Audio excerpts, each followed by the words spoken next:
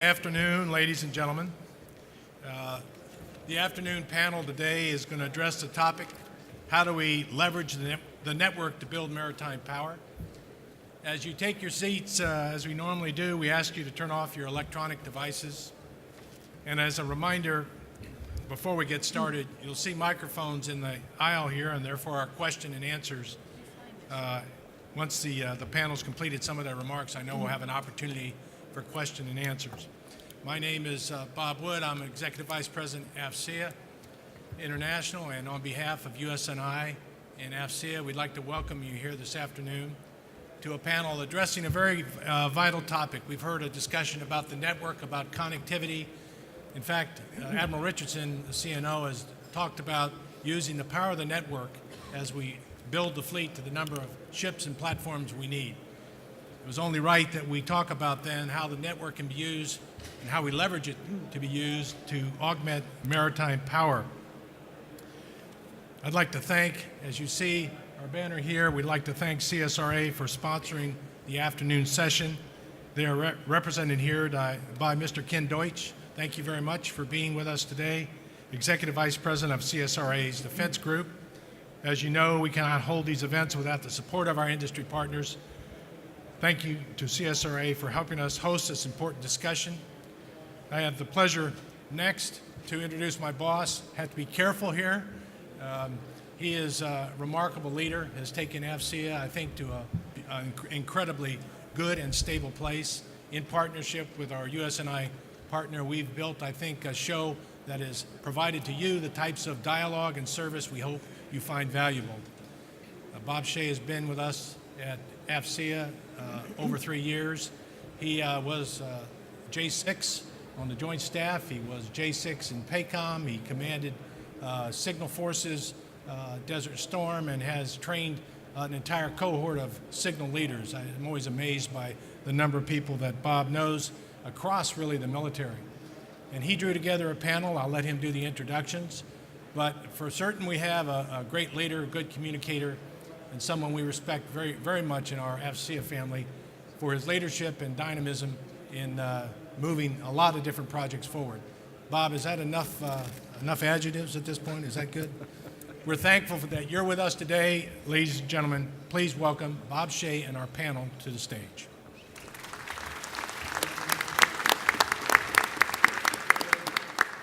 Well, thank you very much. These certainly are interesting times, and I think the delivery of the national military strategy that came out last week certainly, as was mentioned by Admiral Swift, is certainly a relevant document, and I refer to it as a document that prepares us, or is trying to prepare us or shape the strategy for the world as it is, not a world as we wish it was. It's really a document that calls into questions a lot of challenging issues that we have to deal with going forward.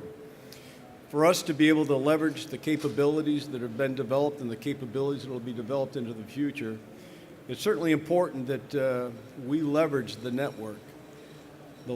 We've had it pretty much our own way over the last several decades, but in a lot of ways it's back to the future.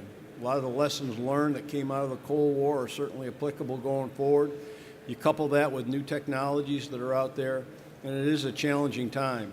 But the fact of the matter is that the operating forces, the people where the steel meets the target, are dependent now on a network that will be available, a network that's resilient, and a network that will deliver the capabilities that we're going to need to carry on the next fight.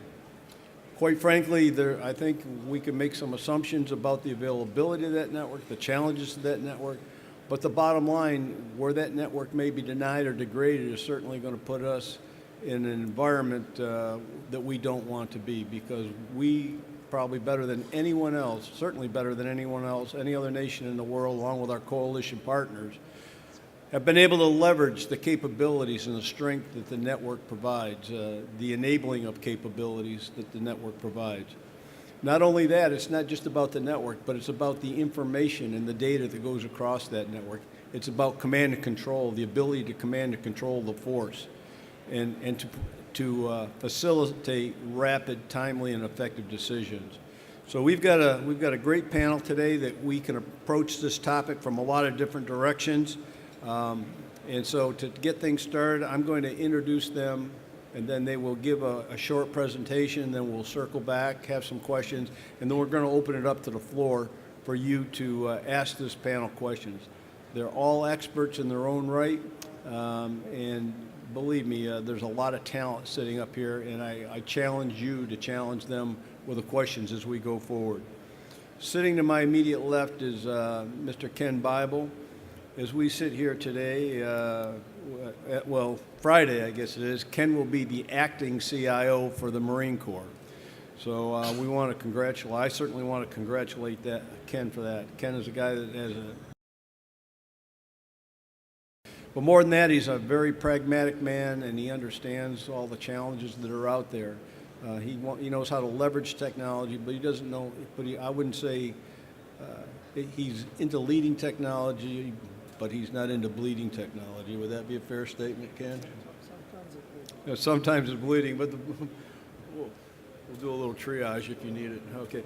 But anyway, his job right now will be, as I said, the CIO, but his job is to formulate and provide broad policy guidance in governing information technology, cybersecurity, and communications infrastructure and applications in support of the Marine Corps.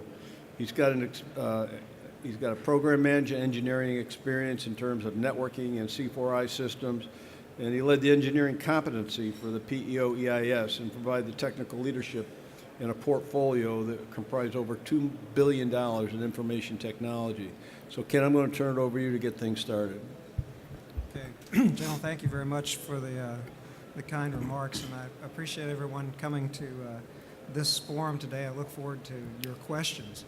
Yes, when the General asked me to come, I was trying to think about what do we mean when we talk about generating combat power through the network, and certainly it's more than just about routers and switches and the connectivity that's being provided, but it's about information.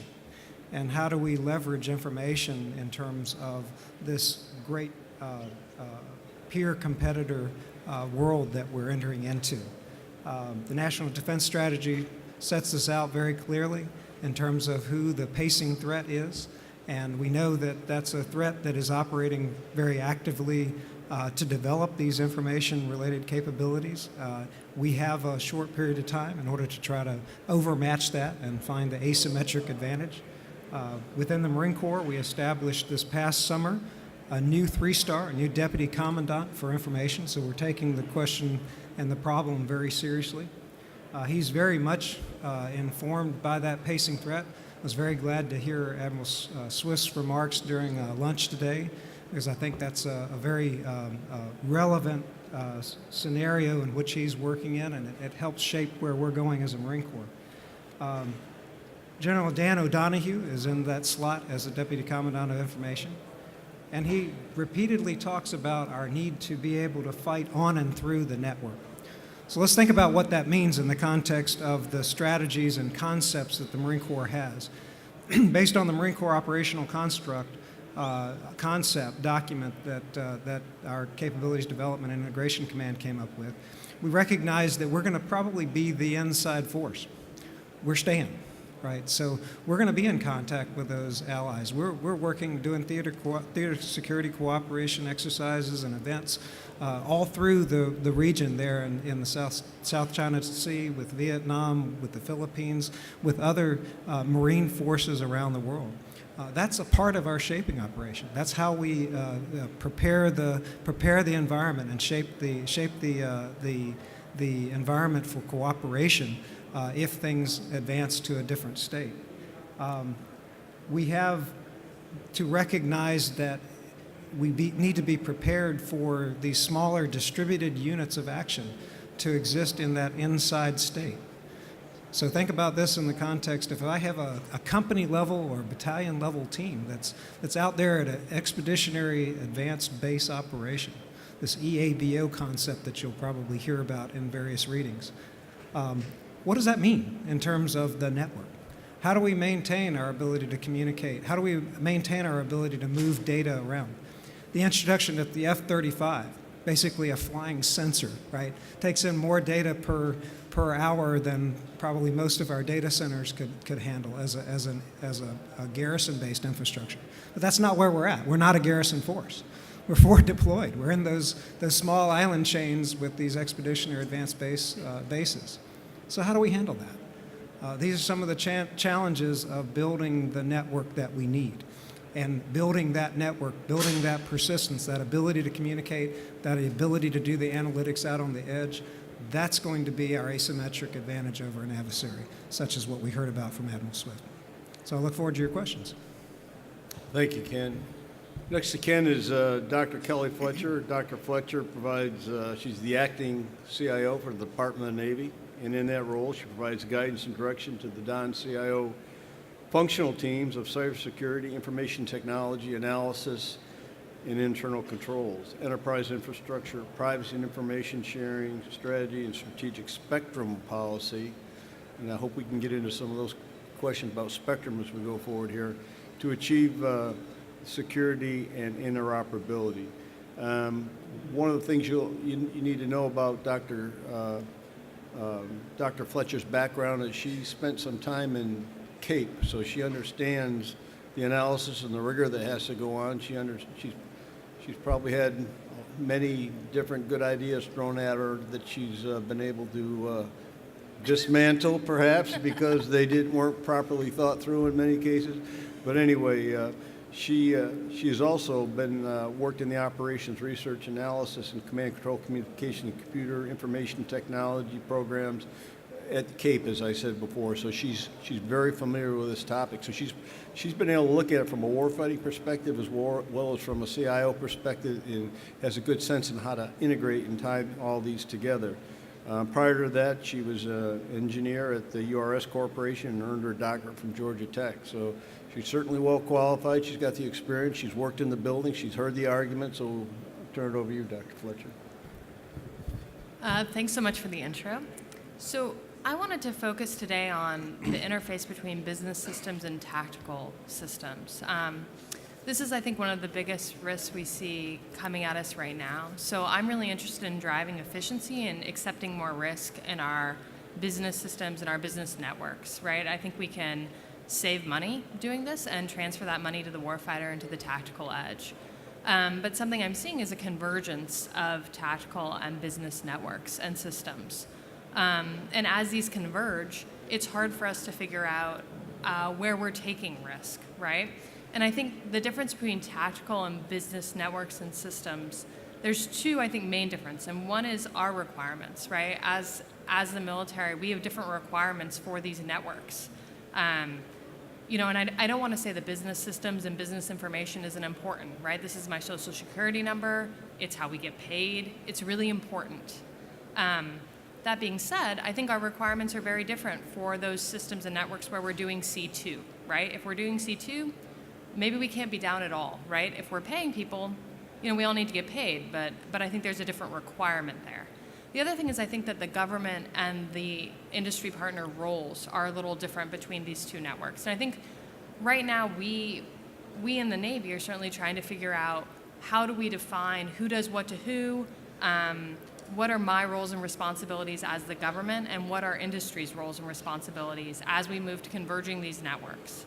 The key thing I'm really looking at right now is being really intentional about where we take risk, right? So let's take risk on our business side, and let's understand when that does affect our tactical side. So this is the area that I'm most interested in, but I look forward to any questions. Okay, thank you very much. And next, Dr. Fletcher is Vice Admiral Matt Kohler. He's a career intelligence officer. He's the commander of Naval Information Forces. Matt has a vast experience between the operational and the tactical side of communications. He's been an intelligence analyst and a communication officer in the naval forces in Europe and London, a detailer, so he was a friend to everyone, I'm sure. Deputy Director of Intelligence J2 at Joint Warfare Analysis Center in Dahlgren, which is one of our gems and jewels. Director of Intelligence Operations for the Special Operations Command in Tampa, which I think we all recognize that is a key billet, and without strong intelligence capability, the targeting that gets done and the work that gets done by that community just doesn't happen. He's been the Director of Intelligence for the GADF force in south and out of Key West, Florida. So he has worked in a joint environment in that regard as well. He has been the Commander of Naval Information Forces in Suffolk since its establishment in October 2014. And his other assignments included he was the J2 of U.S. Africa Command, as well as the Deputy Commander of Fleet Forces, Fleet Cyber Command, 10th Fleet. So, Admiral Kohler, it's over to you now. Thank you. Thanks, Bob. I probably need to delete the reference to being a detailer in my bio. As I say, I guess you never stop being a detailer until the bomb goes off in your car. Thanks. Really appreciate the opportunity to be here today and to share my thoughts with you. Kind of a fascinating topic here about how we leverage the network to build maritime power. And so I think you've heard two of my colleagues here so far talk about how they are defining and where they're coming at their definition of a network. So let me talk about from my perspective, but willing to entertain questions on any angle. To me, when we talk about networks from a Navy warfighting perspective, it does often, when you refer to networks, maybe often people default to an IP-based network kind of mindset.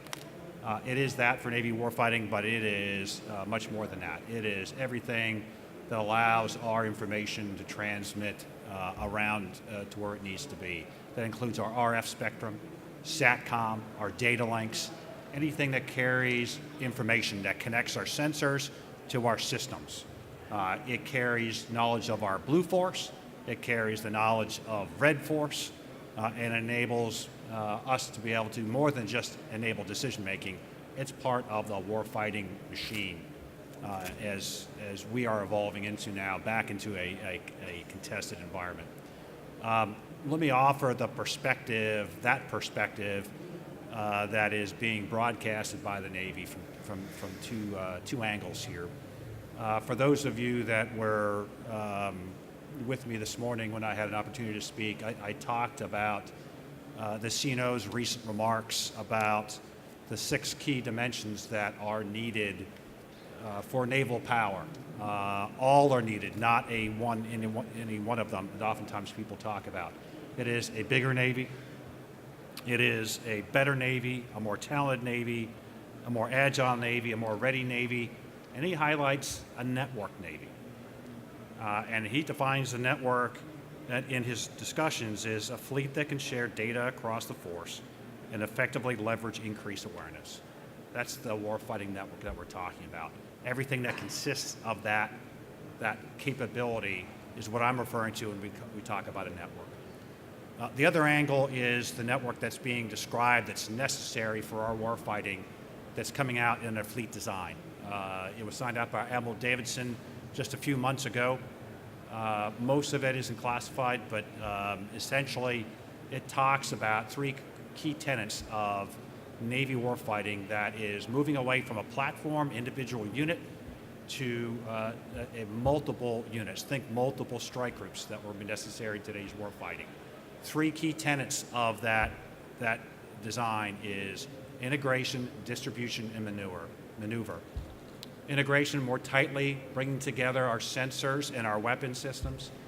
The distribution, if you've heard of distributed lethality, it's how we're talking about operating the force in a much more distributed way. And maneuver, which can be talked about as physical maneuver, which is necessary. It used to be speed is life, now is if you don't move, you're dead. Is also a spectral maneuver. Us being able to maneuver all of our sensors, all of our spectrum, all of our networks in the face of a contested environment. All of those, integration, distribution, maneuver, stress everything that information warfare provides, but particularly how we operate our networks as a warfighting platform. I'll stop there. Those are the angle and perspectives that I would welcome any questions. Thank you. Next is Rear Admiral Kevin Lunday, United States Coast Guard. He's the Assistant Commandant for C4 IT, and before we came out here, we were having a little bit of a discussion. I think as a nation, we really appreciate the great work and the vast role and the mission the United States Coast Guard has. It has a mission that takes it from the Arctic down to working in the littorals of the country, the JAVs. They've got to worry about the riverine operations. They've got to worry about the security of the locks. They've got to worry about the timing systems that are out there and the navigation systems that are out there. They've got a huge mission, and they do a great job on a day-to-day basis. And my sense is we just don't appreciate the depth and breadth of that mission. So I'd like to point that out to everyone here. Admiral Lunday commands the United States Coast Guard Cyber Command and serves as the Assistant Commandant for Command Control Communications, Computers, and Information Technology. He also is responsible for delivering effects in and through cyberspace to operate and defend Coast Guard networks, to enable the Coast Guard operations and protect it in maritime and the maritime information systems that it operates. From June of 14 until July of 2016, Admiral Lunday served as the Director for Exercise and Training, United States Cyber Command. So he's got a strong background in cyber, having been one of the principal staff officers at the United States Cyber Command. He's also been the commanding officer of the Coast Guard Maritime Intelligence Fusion Center, Atlantic. So what I think the important takeaway here is this guy's got a vast knowledge, a vast understanding of not just the threat, but from an operational perspective, what it takes and how important the networks are to the Coast Guard and the integration of the Coast Guard into the other military services. So I'll turn it over to you, Admiral. Sir, thank you very much. Thank you for your comments on the Coast Guard. So welcome everyone, and I'd like to thank AFCEA and U.S. Naval Institute for hosting this tremendous forum.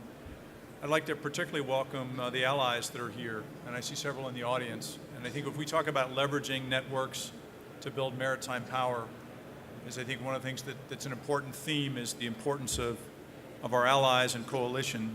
All warfare is coalition warfare, and the networks that we build on, that's a great example of the necessity of those networks and partnerships for maritime power. You know, I come at things and I'll explore it through a lens of cyberspace as an operational domain, as a domain of warfare, because I think that's particularly relevant when we talk about networks and the linkage to maritime power.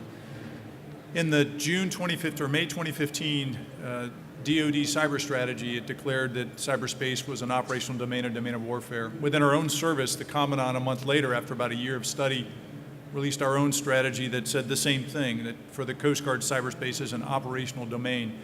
And when I say cyberspace, I mean it in the doctrinal sense. There are many different ways probably to define it, but in the joint doctrine sense of a physical, a logical, and a cyber persona layer.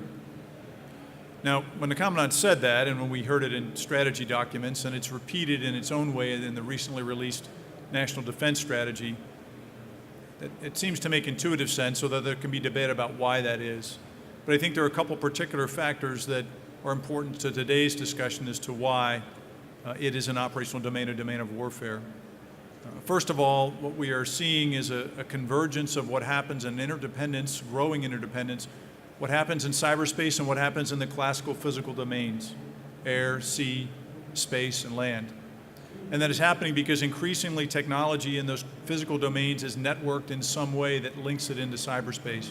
And so both risk and opportunity in the classic domains are tied to what happens in cyberspace. And because of that convergence, the reason that cyberspace is an operational domain is because it is not just a tough engineering problem, which it is. It's because it is now a realm of human interaction, cooperation, competition, and conflict, and warfare, just as the classic physical domains. And because of that, our understanding of networks and their relationship to power become much more than a discussion about technology. They become a discussion, and in fact, I would argue that the most important element in cyberspace is humans, people, and the most important networks in terms of power are human networks, not necessarily the logical and physical part, but the human part of it. And then its particular relevance for the joint force and our allies as well. If we think about some particular areas that the Coast Guard is focused on that I think are relevant to network and leveraging networks. First, it's our own role as part of the Joint Force. Of course, the Coast Guard is one of the 5 armed services and fully part of the Joint Force, although we sit within the Department of Homeland Security. But over the last year, based on an agreement between the Secretary of Defense and Secretary of Homeland Security just over a year ago, the Coast Guard is aligning itself and its networks and its cybersecurity and cyber operations with the Department of Defense. We are .mil. Our networks are part of DoD information networks. And that every day as Commander Coast Guard Cyber Command, I take authoritative direction and orders from U.S. Cyber Command and Commander Joint Force Headquarters DoD information networks on how to defend our part of the DoD information networks. And that's not just about our networks being part of the DoD. It's about our people in the Coast Guard and my crew of Coast Guard Cyber being organized, trained, and equipped to the same joint standards as the rest of the Department of Defense and the services. So, for example, the Coast Guard has a cyber protection team that maneuvers within our network to defend our network just as on the same standards as the 133 teams of the Department of Defense Cyber Mission Force. So in that sense, we are part of that joint network, not just the technology networks, but also the human networks that are part of the joint force. The other area I think that is particularly important to emphasize is that we are in the same process of modernizing as the rest of the Department of Defense. That begins with the Windows 10 deployment that we are ongoing right now across the Department of Defense. We're doing that within the Coast Guard. And we will see continue as we move to the Joint Regional Security Stack and eventually into the full Joint Information Environment as our destination, along with the rest of DoD.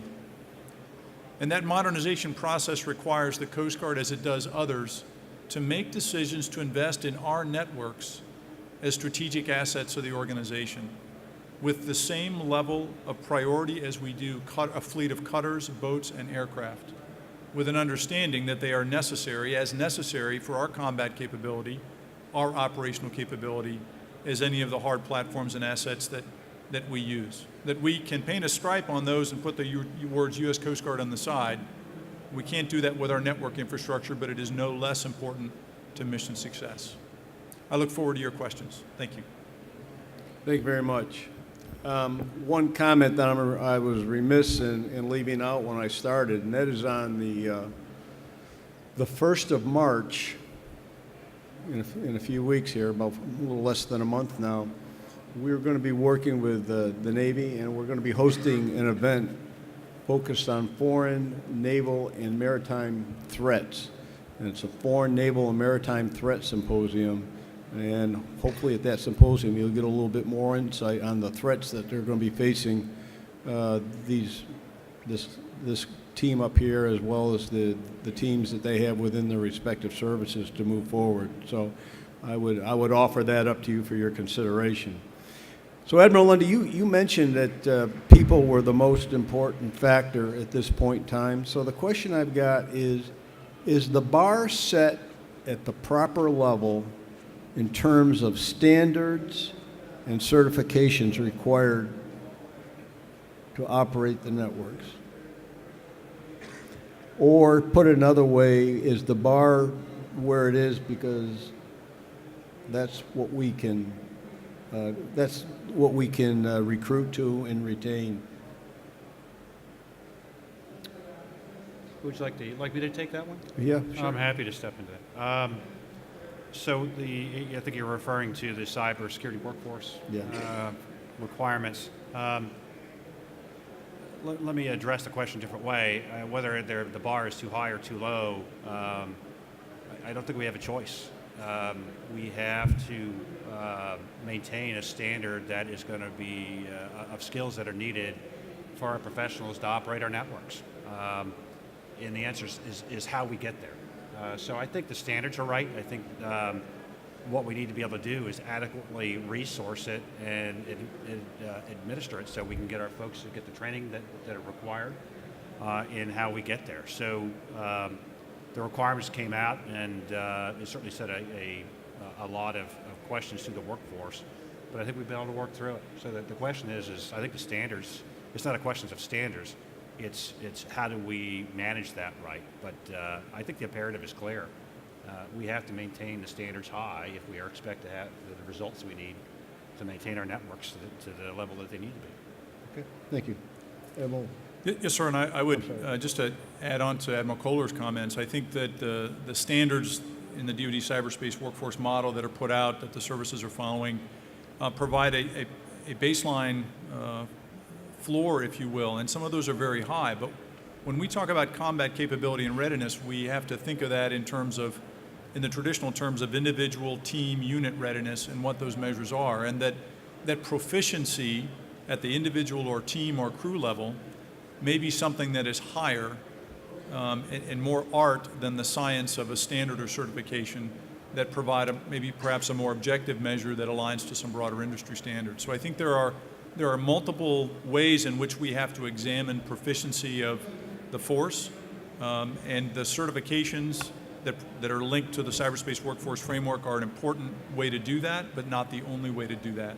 We have to look at it through traditional readiness measures as well, and proficiency in both the science and the art of that of those disciplines. Thank you. Dr. Fletcher? Yeah, so I'd really like to agree with those comments. And I think what we're trying to do in the Department of the Navy is introduce some flexibility, right? We do want folks to have certifications. We're not saying they aren't important or meaningful, but we're expanding the ways that the workforce can meet the credentialing requirements. So they can meet it now by training, they can meet it by education. We're willing to introduce people to the workforce who need these certifications, and then they prove that they have the skills so that they can earn them while they're working with us. So I think this is going to allow us to recruit from a broader part of the population and allow our folks to grow as the certifications change. You know, another aspect of this. So while we can have the measure of performance that somebody has a certification or take the the procedure book that doctors go through to go show that they've gained a particular proficiency, I think one of the areas that's going to have to mature as we go along is the ability to kind of validate that they can actually apply those skills in some sort of operationally relevant way. And that's something that we probably can use some help in getting after, is how do we actually place the operator into a situation where they have to respond to the threat as they would in real life without putting the network in jeopardy. That's an area that I think we're looking at using the Marine Corps Cyber Range and expanding upon that capability. You know, there's a lot of talk, thank you very much. There's a lot of talk about operationalizing the network. You hear that all the time. We understand, I think, the value and the importance of the network. I think there's a greater understanding as time goes on. But the question I've got now is, can we afford the network we need? Can we afford the network we need to provide the services and the capabilities? Because a lot of money's been invested, but do you think we can afford the network we need to provide the services and capabilities that the operational forces are going to need going forward?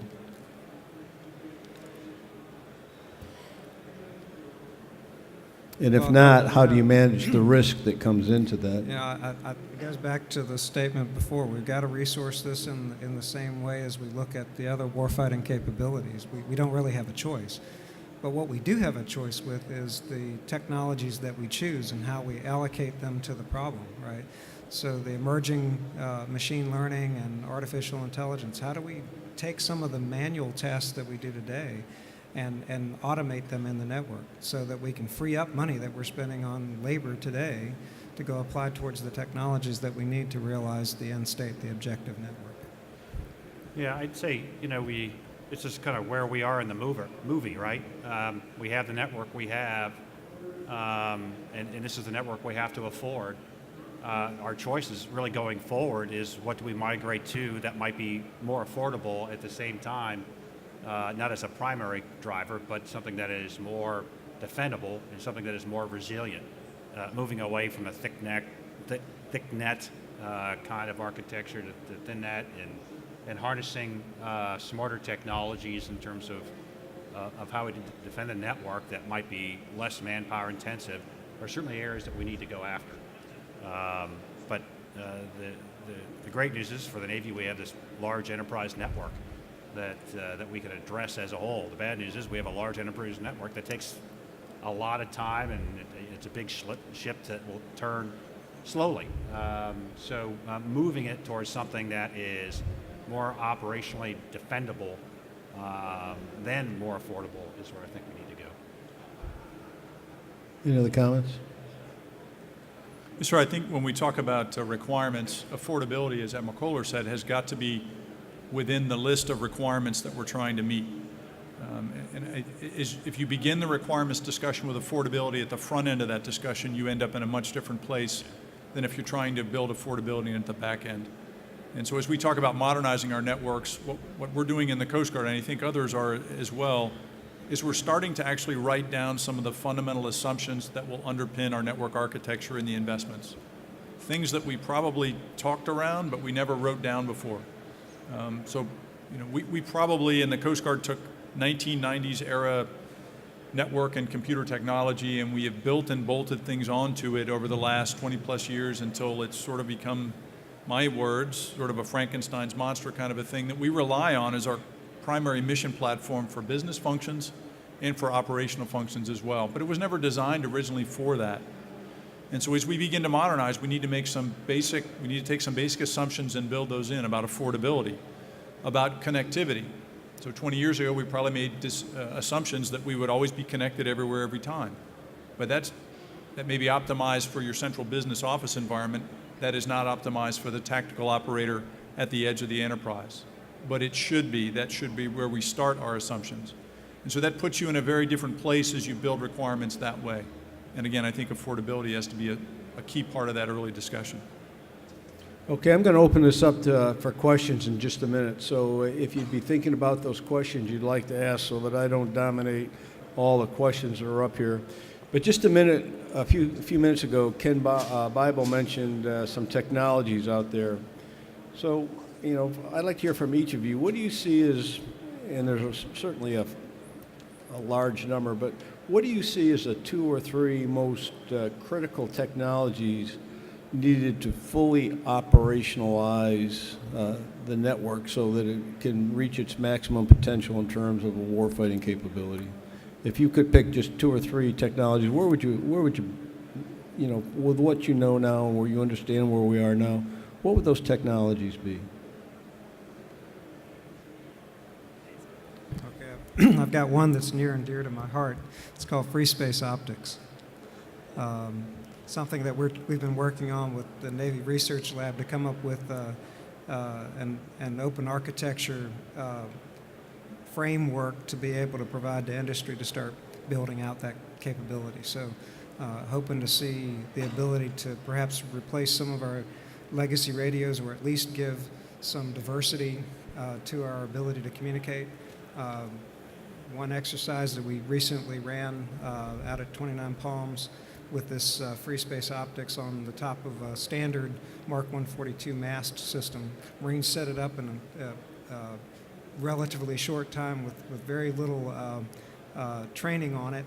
In fact, at one point, they just gave them the manual and said, go connect up.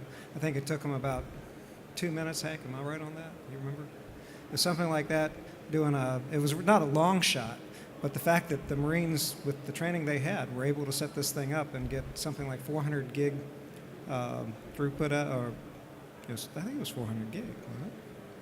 Throughput out of this thing, and they didn't have to have a field service representative helping them set it up. They did it on their own. That's powerful. And so I like the old Karate Kid analogy.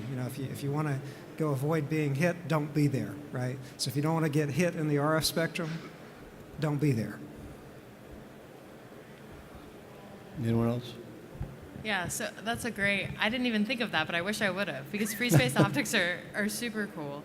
What I was thinking about was data analytics. So I think now we have a huge amount of data available to us, and we can use it, we can use it to optimize our business operations. We can use it to optimize our cybersecurity posture. We can use it to optimize almost everything we're doing. And I think the Department of the Navy is making big strides on using the data that we have. But I work in the Department of the Navy, and so I know that some of the data we have is printouts in boxes. So I think tools that are going to help us make our data accessible and help us analyze our data and really harness all the data that we own are going to be incredibly valuable. And honestly, I think there's probably 50 tools right now that are really useful and could be very beneficial to us, but tomorrow I think there'll be 50 more. So I don't want to name specific tools, but I think this is a space in which we can make huge strides pretty quickly. Okay, when you're ready to, go ahead. Yeah, so I was going to make a comment. Maybe the things that come to my mind, leading organizations that's responsible for manned training and equipping. What comes to my mind is maybe something that's less cool and more pedestrian in some people's mind is we need to deliver better training tools. We need to be able to deliver a tool. I'm thinking of a virtual training type of approach in terms of how we are training a very large IT workforce, our civilians and our sailors. But we're training large numbers of ITs. It's the second largest rate in the Navy. We train them in the schoolhouse on a system, and then we send them out to a ship, and it may be the same system, but it's not the same version that they were trained on.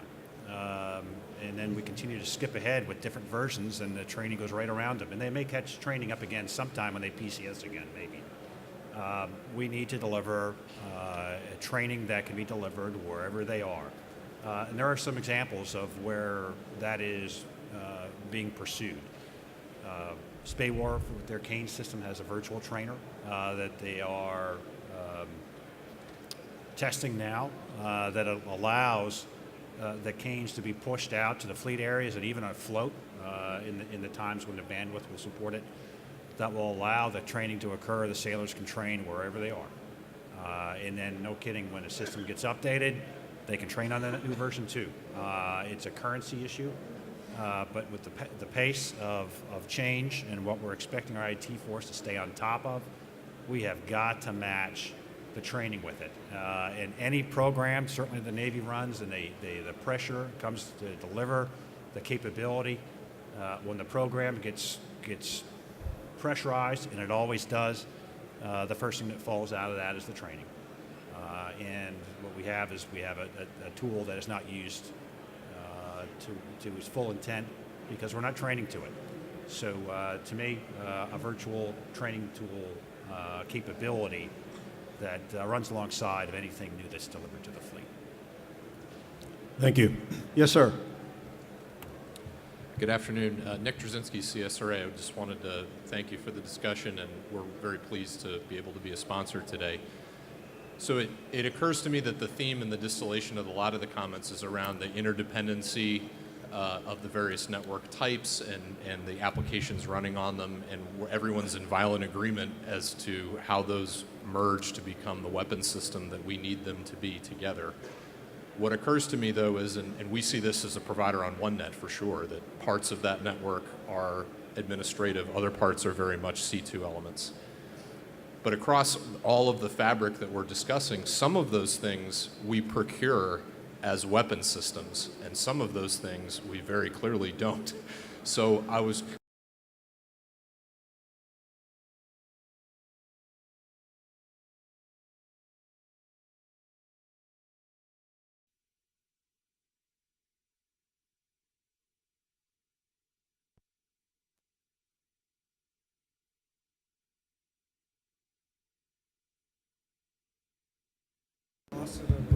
There we go. Okay.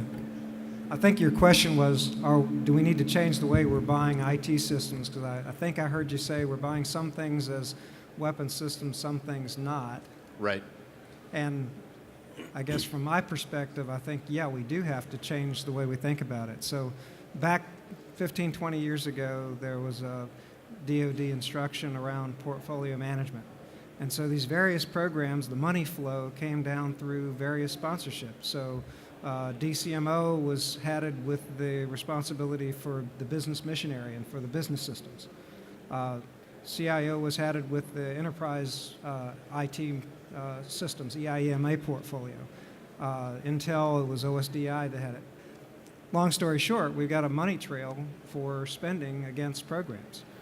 I think part of what I see, and this is my personal opinion, in what was being initially pulled together around JIE was getting ourselves back in alignment so that those other mission areas actually landed on top of the EIEMA portfolio, right, which was kind of the original construct. But because the EIEMA layer wasn't available, we ended up with programs building the whole stack, which is the reason we're chasing data centers and the reason that we're chasing after applications that don't behave very well in the tactical environment. So I agree we've got to do something different, but there's some foundation work that probably has to get done, and that's some of the work that we're all kind of dealing with right now. Does that make sense? Yes, sir. Thank you very much. Over here, and then we'll come to you. Yes. Sidney Friedberg, Breaking Defense. One of the recurring themes we've seen all day today is great power competition, preparing for great power competition, getting ready for that, extreme scenario. Of course, for you all, it's a bit different because the advanced persistent threat is actually there now in peacetime, quote unquote peacetime. And to some degree, even in the RF spectrum, EW activity is happening in peacetime. If you listen to the Russians, they can magically shut down Aegis from a distance, for example. Not sure I quite buy that. But how is the network defending itself against near-peer threats right now in both cyber and the spectrum? And how do you train, prepare for the escalation of that would actually come with a conflict, or perhaps even a gray zone kind of conflict before there's actually, officially a shooting war? I'll take a stab at the first one. So, Sidney, thanks. Great question. I would ask you to probably hold that question if you're going to attend the panel that Admiral Gilday will be attending that talks about operating in the gray areas. I think we'll specifically get at that. I'll answer it a different way. I'll say as a fallout or result of the comprehensive review, the study that was done, looking at the readiness of our operating forces following the series of mishaps and collisions in the Western Pacific. And the report is pretty broad and comprehensive, and I certainly won't try and describe it here. But certainly an element of what they found in terms of causal factors was these forward deployed forces that were always operating. Over time, the demand signal was rising, and they found in units being in a constantly operating mode that a creeping in philosophy that perhaps since they're always operating, maybe they don't need to train so much, or maybe it became less important. And that's something they would get to when they were done operating, and they saw some of the skills dropping because of that. In my discussions that I've had as a result of comprehensive review, our information warfare operating forces, these are ones that operate in our comm centers, in our Navy Information Operations Centers, our intel centers. They're constantly operating too. They're operating at a 24/7 basis that are tied to operating forces connected routinely. So as a TICOM that's responsible for their readiness, this path that we have been on is how do we ensure that their training is maintained while they're operating at a constant level. And we've been introducing a number of different initiatives. An example of one is ultra teams that go in that monitor watch teams' ability to respond to different pre-planned responses or crisis operations and grade them in terms of how well they're actually operating. So we don't have teams within their own commands grading their own homework. But it's a chance to try and carve some time out with these forces that are always operating and really try to get a sense of how good are they really and are they maintaining their training standards. So it's very much a different kind of operating environment that we're in, and these forces that we have operating continuously aren't in a readiness deployment, come back from deployment, reset, retrain type of cycle that our afloat forces do. And so the training that's required for those to maintain their readiness in this constantly contested environment is different. So I'm back to the training theme that I highlighted in my previous comment was how do we provide the training in a highly adaptable way, but one that we can provide for our forces that are always operating. We just can't pull them off the line. We can't have a comm center stop operating because we want to take them down for a couple of weeks to train. So it requires a different kind of approach. And for us to be good at what we do, the training has to be world-class as well. Anyone else? I would just add to Admiral Kohler's comments about the readiness of our personnel. If we think about our networks within the DoD information networks and our subcomponent of that for the Coast Guard, we are engaged in a process to, well, if we think about cyberspace as an operational domain, think of us, our ability to not just harden the network, but to actually shape the terrain itself by taking actions that put us in a position to be less responsive or reactive and more proactive. So in other words, actions that we are taking to harden the networks are preventive in nature, so that if we do detect a threat, we start from a position of greater advantage to be able to respond to and defeat that threat inside the network. And so being able to maneuver the terrain or the network itself, not just maneuver inside of it, but maneuver the network or maneuver the terrain, is an important concept that we've been working to apply to put ourselves in a position of greater advantage and greater overmatch on threats we may detect in the network.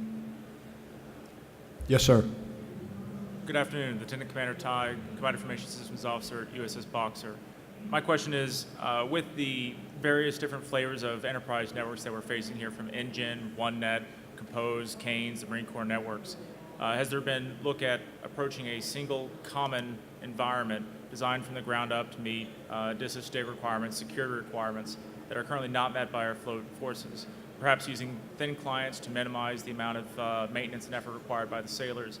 That way, across all the Coast Guard, Navy, Marine Corps training venues, we have a single course of instruction and a single course of maintenance.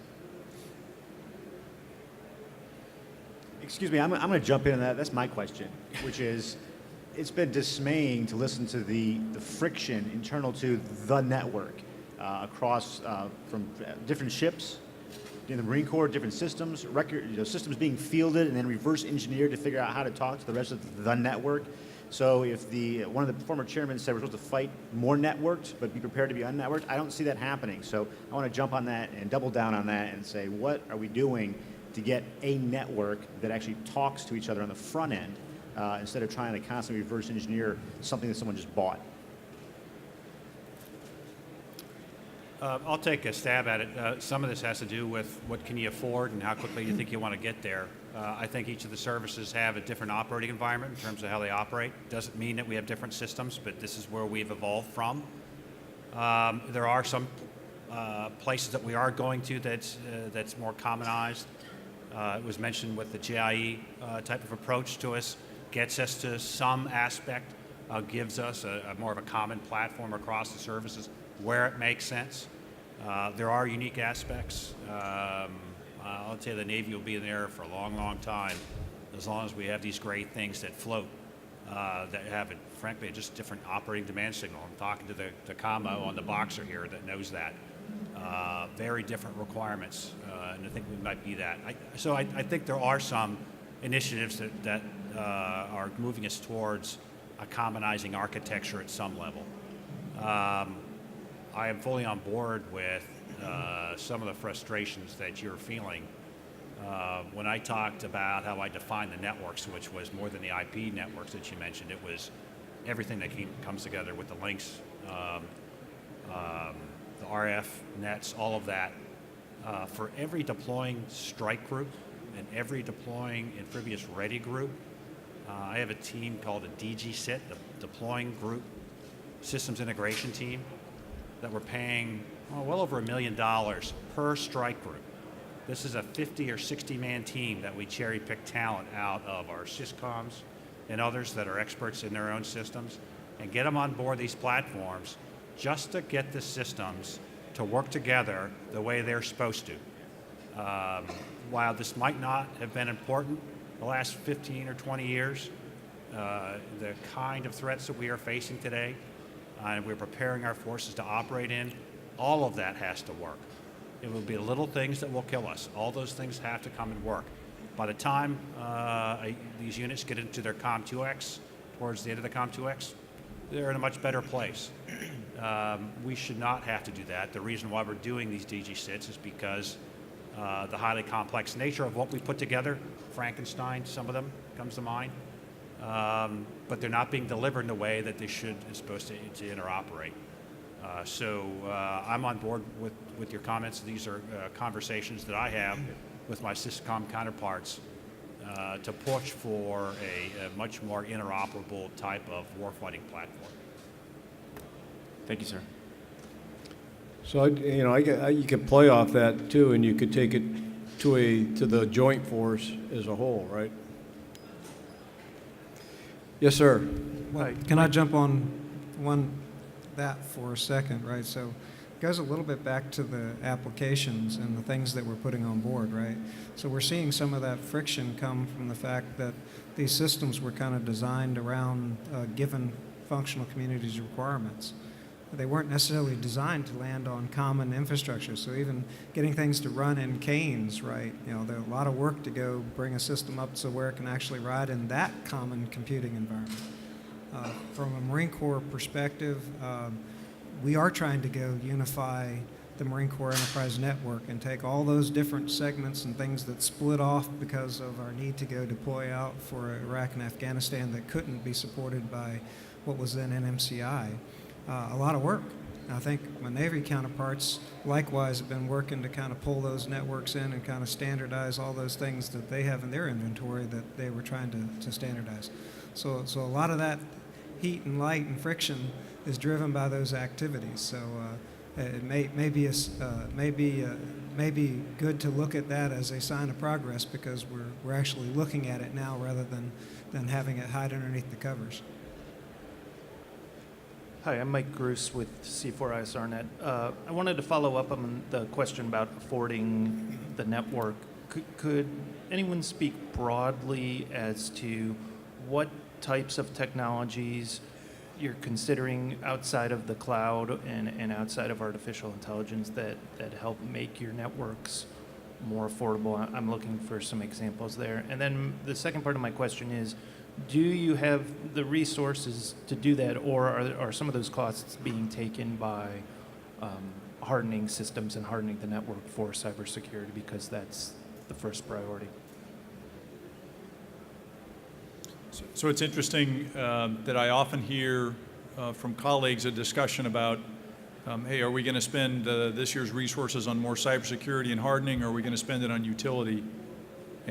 And what I've been trying to drive the discussion, and I think we've had some success, is that that is not an either-or proposition. That if you're after utility for mission assurance, the security is inherent in that utility. And so it's about reframing that discussion. And if we're going to talk about affordability, we're in that space. We've been in that space. We're not going to leave that space for a long time. Affordability is always going to increase in terms of being a driver of requirements. In terms of what things we haven't talked about, that what we may need, I will tell you in the last 4 or 5 months, one of the Coast Guard's most significant operations we were involved in, that many of you are aware, were the historic hurricanes that impacted Texas, Florida, and Puerto Rico, and some additional states on the Gulf Coast.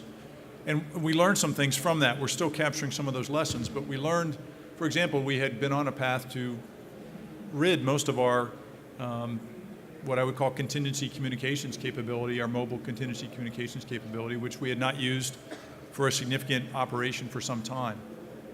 And we had not divested of that capability, but we realized in the middle of those hurricanes just how critical it was to essential operations. And the 3 words I came out of that significant sustained operation for the Coast Guard was reliable, operational mobility. And I think that is going to drive for our service a renewed discussion about requirements, because each one of those words is loaded, reliable, operational mobility, and should drive in maybe ways it hasn't in the past what our investments should be going forward to ensure that what we are delivering for our operators at the tactical edge in different environments in which they can no longer rely on commercial or other types of communications that they depend on in a normal everyday situation. But in a contingency, they need reliable communications to be able to provide to that operational tactical edge. that's going to force us into a discussion about requirements in a way that we have not been able to have short of that contingency forcing it. Thank you. Good afternoon, Lieutenant Commander Mozzini from Com 3rd Fleet. We hear a lot about the fleet tactical grid, merging C2 and business systems, we're spending a lot of money, time, training on systems designed in a system high architecture. What do you see as either the policy or technology things that need to change for us to move to a data-centric network environment where I can then, as Admiral Lunday said, really mimic that human network where I can, share data appropriately, seamlessly across the joint force, our coalition partners, NGOs, the people who need the data in the operation. Yeah, so that's a question that I think we're still struggling to answer, and I think it's actually an initiative that's being taken by DoD CIO. So even outside the Navy, this is a priority. Mission partner environment is one of the big priorities of the DoD CIO, and that's really going to help us share information with our mission partners, with, I think, NGOs, and do so in a more elegant way at also a better price, frankly. And the Navy is participating in developing that and trying to figure out how to deploy it. Truthfully, it's going to be a year. It's going to be some time before we see it come to fruition. We do have pilots going on with it right now. So for the mission partner portion of your question, I think mission partner environment is the answer right now. Thank you. Yes, sir. Good afternoon, and thank you all for being here today. Thank you for the service to our country and to all of our warfighters. Dr. Fletcher, you made a comment, and I'm trying to paraphrase here, that industry and government roles are different for your two different types of networks, one being, I think, the business side and the other being the tactical side. And I heard the Deputy Secretary of Defense this morning talk about how we need to get industry more engaged. And so I'd like to, first of all, know why they're different and in what way, because it seems to me that a lot of us that are in industry used to be wearing the uniforms, and many of us have scar tissue from the previous networks that we tried to develop and that didn't necessarily flourish as well as they should. So could you just tell us, one, in what way in what way are they different in terms of industry's engagement in those two networks, and why? Yeah, that's a great question. I'm really happy you brought up the deputy's remarks this morning. So I think that there are some activities that are inherently governmental. And I think, operating offensively on the network is one of those activities to some degree. I think that we're actually still working to define what roles and responsibilities we have with industry, right? So I would say from my perspective, 5 years ago, we assumed that 90% of activities were inherently governmental in cybersecurity, in cyber defense, in cyber offense. I think as time has passed, we're becoming more and more open to industry taking over some of these roles and responsibilities. So I think this is a moving target. But I do think that right now, if we're using some networks for things other than business operations, we may want to have a different role. And we're still defining that. And certainly that network where we would have different requirements with respect to resiliency. So I think this is something we actually want to partner with industry to figure out what can you provide, what can we provide, how do we do this together in the most cost-effective and sensible way. Okay, thank you. I'm going to take a little bit different vector on this next question, only because this morning and last night I had three different individuals come up to me. One was a gentleman from PACOM, another one from UCOM, and they were strongly concerned about the radio frequency spectrum and our ability to operate in that spectrum. It has just become so congested, and the impact of some of the capabilities that are being delivered to our men and women don't have authority to operate in some countries because of the spectrum rules. So how do how do we work through that issue? I mean, we've got the same issue right here in the United States, much less going to other countries. So if you're going to adapt commercial technologies within a given radio frequency spectrum band, you know, is this come as you are and we're just going to knock in the door, or what are we going to do? Okay, so I actually think spectrum, the new technologies we're harnessing for spectrum are going to allow us to use a broader part of the spectrum. So this is a real concern. This is a problem in the field right now. It's going to be a problem in the future as we sell spectrum. But I do think that as we buy new systems, these systems operate in a much wider range of frequencies. And that allows us to make requests for frequency assignments in places that we haven't previously. It's still going to be complicated. The other thing is that I think as we harness technology, we're going to be able to use smaller chunks of the spectrum. So just like, you know, my cell phone can now download data, and this is new. I think we're going to see that with our tactical communications as well. We're going to use less of the spectrum to complete the same tasks. The other thing is, as Ken mentioned, free space optics. I think we're just going to expand our use of what's available, the available resource, and expand into places we haven't been yet.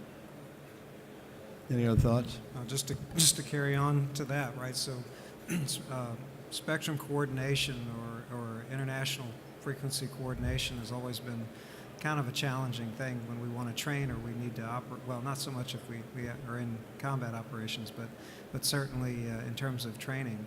And the great thing, going back to the free space optics, and one of the things that made me a believer was the fact that there is no coordination required. It's out of that area wherein the spectrum coordination is required. So, but I think, as Dr. Fletcher points out, we've got to figure out where can we coexist, particularly in some of these commercial technologies that are widely used. I believe we probably have to take a very critical eye towards what we are willing to go sell in the future, because this is not going to stop. I think that industry wants to use the spectrum, and by and large, there's some real merit in it. But there are some systems that are harder to go move than others. Some of our warfare systems to re-engineer to operate in other spectrum is a pretty tremendous burden. Some of on the comm side, some of that's a little bit more adaptable, but it still takes a crunch of money. You don't just go put a new frequency into a radio without having some cost associated with it. Yeah, I'll add some comments to that. So one of the commands I have 80 commands responsible. One of them is the Navy Marine Corps Spectrum Command that lives this wonderful challenge every day in terms of every event that we have, every exercise, every certifying event for our fleet. Gets into very finite detail in terms of where we're operating in the spectrum. So the spectrum's a pretty big place, right? So is the ocean. But when you get down to just a few places that boats travel, it gets pretty darn congested. And it's the same way with the spectrum. We're all operating very tightly, and I agree with the comments here.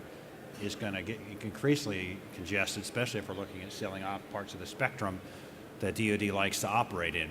And so currently that requires just a lot of push-ups in terms of coordinating. That requires a lot of coordination with our foreign partners, particularly when we have have bases in their countries. We've seen where it works well, and sometimes it doesn't, and then we have to adjust. And so we do. That's the problem we have. How well we're walking that back to the acquisition side of the house, that looks in terms of where we operate, what spectrum the capabilities we're producing is. I think that conversation probably is happening, and it should happen. But I would put it in priority order. What do we need to deliver the best warfighting capability? What spectrum should that be? And then let's have a conversation about how we manage that. I would want to put the warfighting capability first, not worries about the spectrum deconfliction. If that's operating in phase 0, that's one thing.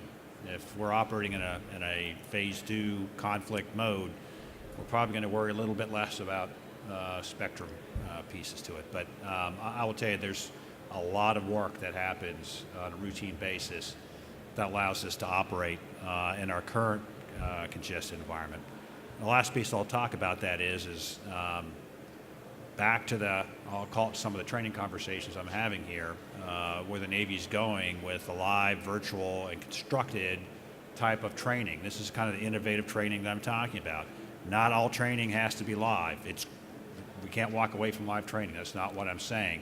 But there are times when it makes sense to create a virtual kind of construct that allows sailors to operate at their consoles the way they normally would in a virtual environment. Some of it's constructed.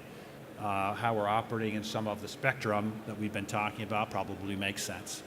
And that's kind of where we are, and frankly, a direction that the Navy's going to maximize that type of more innovative training approach that allows us to maintain proficiencies while not burning up platforms in a live environment.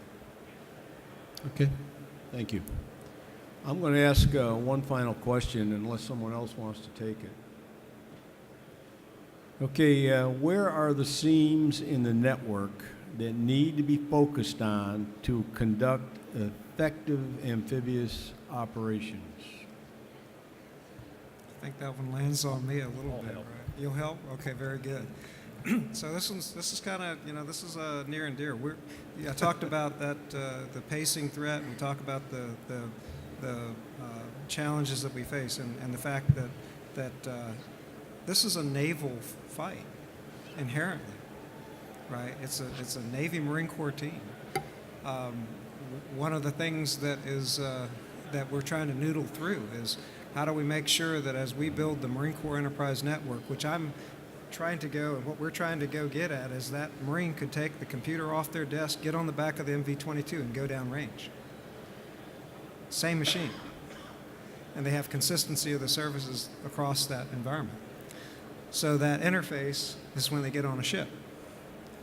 And I don't want to bring anything on the ship with me if I don't have to, because I'd rather carry the gear that I'm going to go ashore with. So the challenge is figuring out how do we do that most effectively. And it's been, we talked about the DG sits before. We participated some with that. I think that's probably an area to continue to grow that interface and figure out what works best. Some interesting things happened as we've tried to go press Win 10, not just across the garrison, but across the entirety of the Marine Corps Enterprise Network. When we got on the ship, some things stopped working. So because we were kind of pushing, leaning forward on the Windows 10, we found ourselves having to bring some additional gear in order to go get underway. Yeah, how dare you bring a Windows 10 platform onto a Navy ship? Sorry about that, Admiral. Well, we're bringing more. So. Yeah, I mentioned the DG sits, and I think it's an example to talk about where there's some good work being done here. We also, for every Marine Expeditionary Unit that's working up to deploy with the ARG, we do a DG sit just with their ground equipment, the stuff that will disembark and go ashore to help them with their interoperability issues with the gear that they have. Then they'll bring their gear on board that interfaces and plugs in with the ship, and that's part of the DG sit too.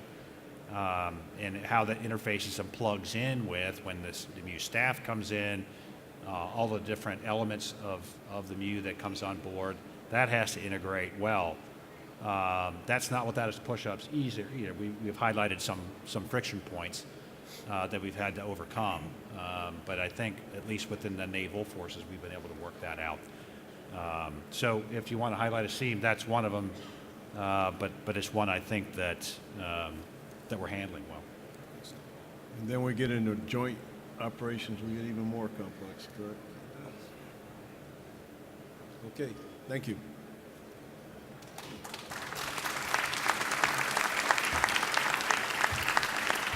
I would like to thank, on behalf of USNI and AFCEA, the audience for being with us today, for the questions, good tough questions. You asked for them to challenge you. I think we did. Thanks for the expertise and insights you offered today. Very helpful as we address the topic of leveraging the network in this near-peer or peer competition. We are going to present to each member of the panel from the Naval Institute a book, Cyberspace in Peace and War by Martin Libicki, with an AFCEA bookmark. I promise you I'll hand it as you leave the stage to you, and you can have your own copy of it. To all of you, we'd like to invite you to the reception that follows here. Thanks to CSRA, Leidos, and DXC for their sponsorship of that. See you tomorrow at 8:30 as we have Lieutenant General Stephen Rudder, first presentation in the theater. As you leave, CSRA, thank you for your sponsorship. I've got something for you on the way out. Ladies and gentlemen, that concludes the event. Thank you.